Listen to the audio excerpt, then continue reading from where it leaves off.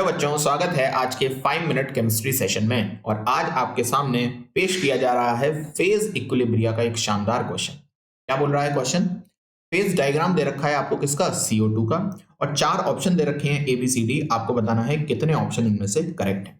Video को pause करें, question को सॉल्व करें, उसके बाद ही सॉल्यूशन को देखें। पहला question, 298 kelvin is the normal boiling point of liquid CO2। क्या आपको पता है नॉर्मल बॉइलिंग पॉइंट क्या होता है?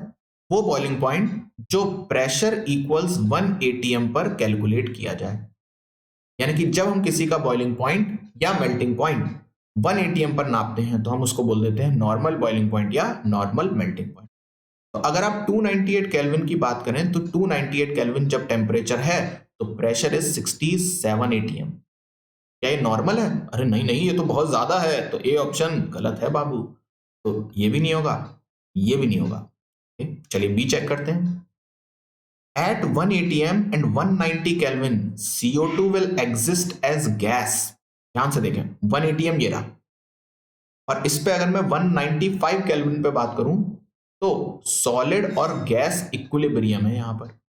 यानी कि 195 केल्विन से पीछे जाऊंगा तो सॉलिड होगा, और 195 केल्विन से आगे जाऊंगा तो गैस होगी। तो 190 तो 195 से पीछे ही होगा ना, तो यानी कि उस पर CO2 कैसी होगी? गैस नहीं होगी, सॉलिड होगी। इसका मतलब बी ऑप्शन भी रॉन्ग है। तो ये भी गलत। अरे वाह, आंसर तो मिल गया, पहला है। चलिए पर बाकी चेक तो कर लेते हैं। CO2 solid will sublime above 195 Kelvin under normal atmospheric pressure। कह रहा है अगर 1 atm प्रेशर ही रखूं और टेम्परेचर को 195 केल्विन से बढ़ाऊं तो क्या CO2 सबलाइम करेगी? हाँ, सॉलिड से गैस चली जाएगी। यस, ट्रू है। Wow, C option is correct. And D option कह रहा है melting point and boiling point of CO2 will increase on increasing pressure. अगर आप ध्यान से देखें तो सारी की सारी लाइन प्रेशर बढ़ाने पर राइट की ओर ही जा रही है। क्या आप देख पा रहे हैं? और राइट की ओर जाने पर टेम्परेचर बढ़ ही तो रहा है। तो मेल्टिंग पॉइंट, बॉइलिंग पॉइंट छोड़ो, फ्रीजिंग पॉइंट भी, कोई भी टेम्परेचर हो, मेल्टिंग पॉइंट हो, फ्रीजिंग पॉइंट हो, बॉइलिंग पॉइंट हो, सब कुछ राइट में जाने पर इंक्रीज इंक्रीज और इंक्रीज ही होगा। ठीक है, तो आंसर कौन सा हो गया? सी एंड डी। पर क्या बात यहां पर खत्म हो जाती है? वैसे तो हाँ, पर नहीं भी। एक होमवर्क लेते जाइए।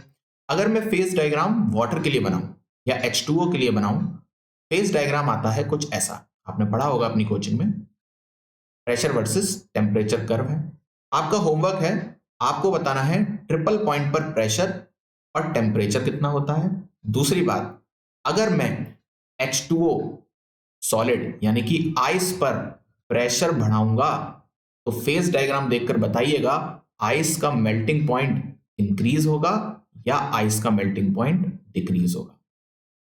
और सेम बात आइस का यानी कि वाटर का बॉइलिंग पॉइंट इंक्रीज होगा या वाटर का बॉइलिंग पॉइंट डिक्रीज होगा। ये 2 क्वेश्चन है आपके, आपको कमेंट बॉक्स में बताना है। एक बहुत ही नॉर्मल है, लेकिन एक में आपको सोचना पड़ जाएगा। फेज डायग्राम को अच्छे से देखिएगा, आंसर उल्टा आता है, आपको रीजन बताना है ऐसा क्यों है। ठीक है, तो आशा करते हैं आज आपको मजा आया होगा। नेक्स्ट वीडियो में मिलेंगे नए कंसेप्ट के साथ, तब तक के लिए पढ़ते रहिए और अपना ख्याल रखिए।